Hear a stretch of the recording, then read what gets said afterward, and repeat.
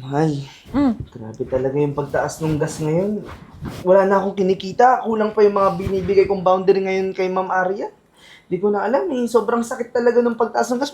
Hindi ko na alam. Sakit na ng ulo ko. Mahal, hindi lang ikaw yung nagkakaganyan ngayon, nakakaranas ng ganyan. Lahat naman. Kaya nga, nandito ako para suportahan ka, para tulungan ka. Kaya ito, naglalako ako ng mga prutas at gulay para sa Hoy! Sinasabi ko na nga, be. Kaya pala hindi ka makapag-entrega ng pera. Yung boundary mo, laging kulang. Yung pasada mo, kada pasada mo, ano? Paprente-prente ka lang dyan? Daldalan? Ano, nakikipag-date ka? Ano to, park? Ma'am, hindi po. Asawa ko po to. Ito nga po, naglalako ako ng gulay para matulungan siya sa pang-araw-araw na panggastos namin, lalo na sa inyo. Oo nga, Ma'am Aryan, pasensya ka na talaga. Hindi ko na po kasi alam talaga yung gagawin ko eh. Grabe po yung pagtaas ng gas ngayon. Yung mga kasamahan ko nga po, sobrang dumadaing na rin sa hirap ng buhay eh.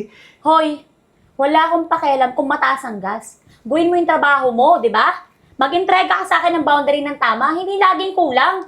Paano yung business ko? Mamamatay na dahil sa'yo? Ikaw, tamad ka eh. Ang tagal-tagal na kita ng jeepney driver, pero anong ambag mo sa buhay ko? Wala!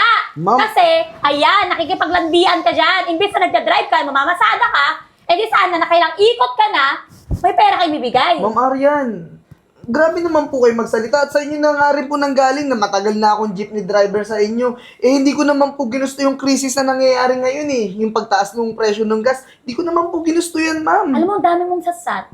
Di sana nagda-drive ka na, di ba? Para may pambayad ka, di ba? Ang dami mo pa rin advance.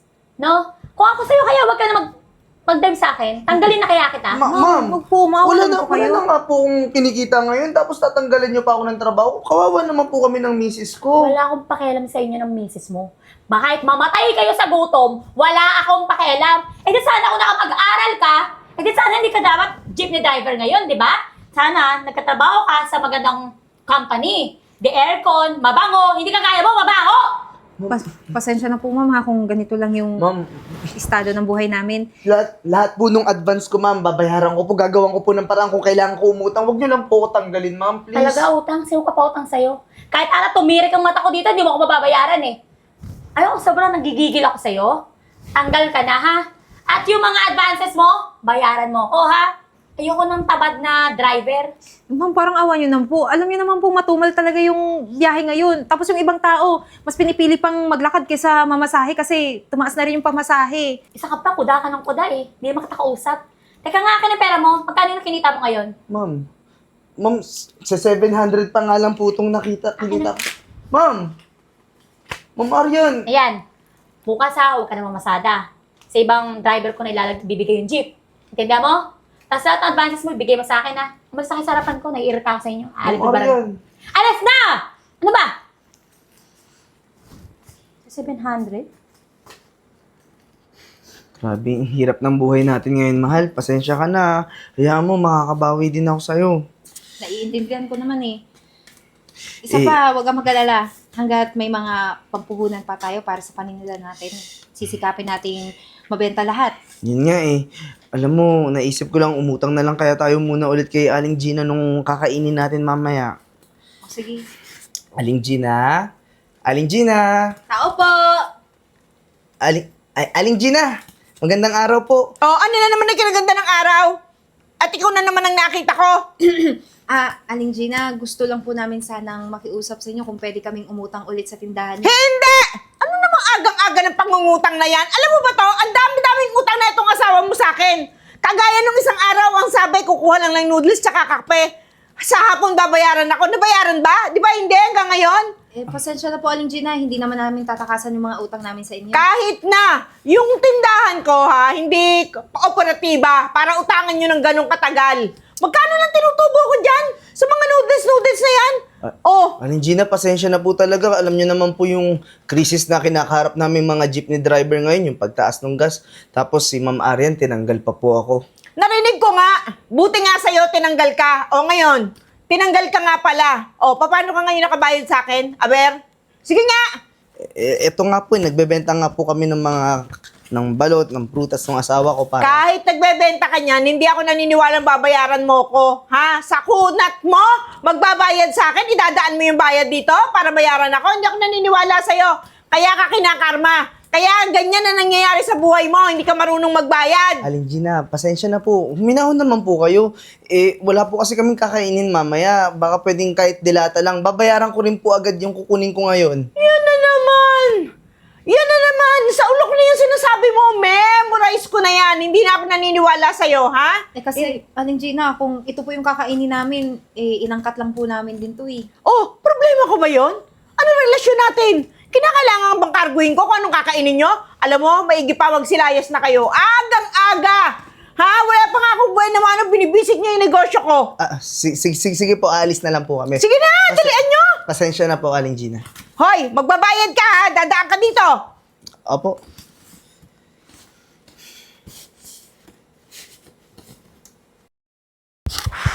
Mahal! Tingnan yung yung babae. Parang nahihirapan huminga. Hindi ako makahinga.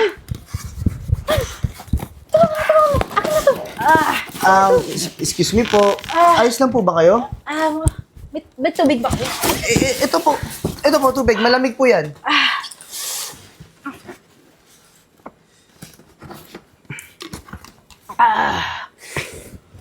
Okay lang po ba kayo? Gusto niyo po bang samahan namin kayo? May malapit po na clinic dyan, oh. No, hindi na. Sorry ha. Sige Sorry. po, minum pa po kayo. Okay na ako. Thank you talaga. Salamat talaga. Kung hindi dahil sa inyo, nako, baka nasa na ako, lamay na ako ngayon. Grabe naman po. Grabe talaga yung init niya. Nga po nung nakaraan nga po may na-heat stroke din dito. Sobrang init. Bakit po ba kasi mag-isa kayo dito sa initan? Hinihintay ko kasi yung driver ko, hindi pa dumarating Mukhang na-traffic ata. Pasensya na kayo ha. Nagbebenta ba kayo? Dala ko?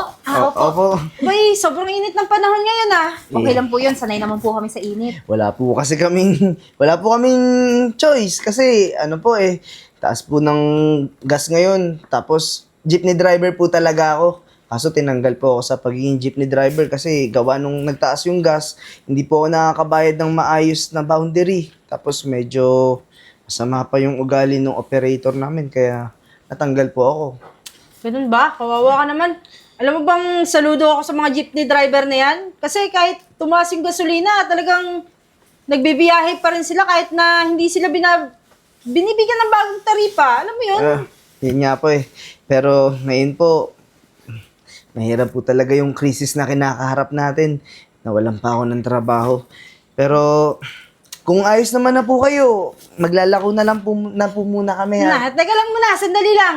Dahil sa ginawa nyo, hindi naman ako papayag na umalis na lang kayo. Gusto ko namang balikan kayo ng tulong.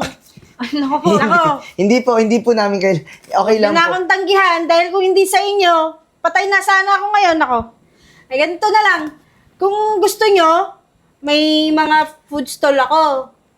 Kailangan ko namang mga mapagkakatiwalaan para dun sa business ko.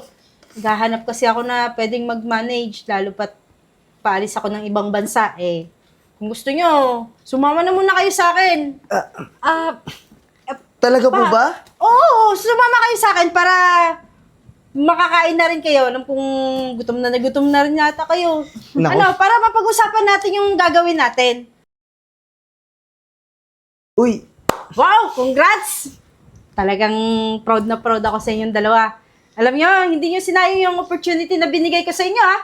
Ang dami yung mga food stall.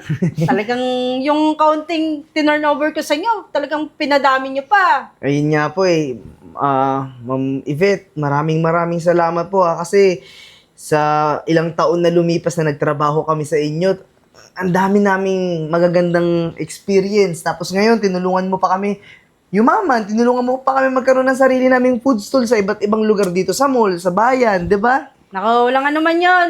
Isa pa, kayo lang din naman gumagawa ng kapalaran nyo Nagsipag kayo. Tingnan nyo. May nakita. Ma'am Yvette, yung sinabi mo dati sa amin na malaki yung utang na loob mo sa amin, parang mas tinapatan mo. Kaya Oo ito yung naman. nangyari sa buhay namin. Buhay ko yung nakasalalay sa inyo, di ba? Baka nakakalimutan nyo. Ako, hindi ko talaga kakalimutan yon. Ma'am Yvette, maraming salamat po talaga kasi ngayon, bukod sa malaki na yung kinikita namin, nakakatulong pa ako sa mga kapwa ko jeepney drivers noon. Tinutulungan ko rin po sila. O, di ba? Yan yung maganda. Kahit na may blessing na dumating sa inyo, pinamamahagi nyo din sa iba. Iba talaga kapag masyado kayong mapagbigay. Bumabalik, triple pa. Salamat po talaga sa oras niyo. Dumalaw pa po kayo ngayon. Wala nga naman. Siya nga pala, hindi na ako magtatagal Oo. may iwan ko na kayo. May hahabulin pa akong meeting eh. Sige po, ingat po. Sige, ingat kayo. Oh, Mahal, saan mo gustong kumain? Sa lugawan na lang, na-miss ko yung mga lugaw na luto ni Aling Bebang. Walang problema. Tara na. Friends, Ma'am Arian? nabalitaan niyo ba yung nangyari? Nasunugan yung buong barangay. Oo, balitang. Damay pati yung mga jeepney ko na nakaparada. Kaya nga Wala akong eh. naisalba kahit na kilalang kilala na rin kayo dito sa barangay. Ang dami yung mga business, mga stalls na napatayo. Baka naman sakali pwede kami humingi ng tulong. Ma'am Arian, Miss Gina, nabalitaan ko nga po yung nangyari, nasunugan yung mga kabarangay natin, tapos nadama yung tindahan nyo, tsaka yung mga jeep nyo. Kami po yung nagbigay ng mga relief goods noong nakaraang linggo. Oo, magpapasalamat nga kami sa inyo at umalalay din kayo. May pangalan naman yung box. Kita ko nga, nabasa ko. Maraming salamat. Malaking bagay din yun. Walang- Paano may mga damit kami nasuot, mga bigay din na kung kanino. Walang ano man yun. Isa pa nga, alam nyo, bakit naman hindi namin kayo tutulungan din, di ba? Idadamay na tulungan. Nang dahil sa inyo din dati, nagkaroon kami ng trabaho, nakakain kami. Hindi man maganda yung mga naging karanasan natin dahil nga sa mga utang na nagawa ko noon, pero nabayaran ko naman po siya sa inyo, 'di ba? Tsaka nagpapasalamat pa rin po ako kasi napautang niyo po kahit na nagalit na kayo sa akin noon. Iyon na nga. Hingi rin po sana ako ng kapatawaran.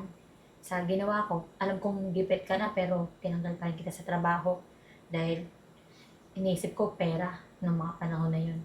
Pero di pala masasalba ang pera, lalo pag sunugan ka na. Sabi nga nila, mas okay manakawan kaysa masunugan. As in, wala talaga ako maisalba. Back to zero. Ako naman, grabe ko kayong siningil. Gipit na nga kayo, ginigipit ko pa. Talagang pasensya na. Ito, di ko nga alam, karma na yata sa amin to. Naiintindihan naman namin kayo eh. Kasi negosyo nyo din yun. Ayaw nyo ding malugi. Kaya, okay lang po yun. At tsaka matagal na panahon na po yun. Kalimutan na lang po natin. At tsaka, kung gusto niyo po, pwede ko po kayo matulungan. May mga iba pa po kaming damit. Bibigyan na rin naman kayo ng trabaho. May mga vacant po kami sa mga food stalls namin kung gusto niyo lang po. Talaga? Pagkatrabuhin nyo kami sa mga stalls nyo dyan? Bakit naman hindi? Alam mo naman namin na masipag kayo. Diba, naging negosyante nga kayo. Bakit hindi namin kayo bibigyan ng pagkakataon na makapagsimula ulit? Alam namin yung pakiramdam ng wala. Kaya nga po, handang-handa kami tumulong. Tsaka wag na natin balikan yun. Kumain na lang tayo. Sumama na lang kayo sa amin. Hinako, maraming salamat po. Tara na. Hindi po namin tatanggihan yan. Tara! Sasama tayo, kwento itsura natin. Hayaan mo na yan. Halika na.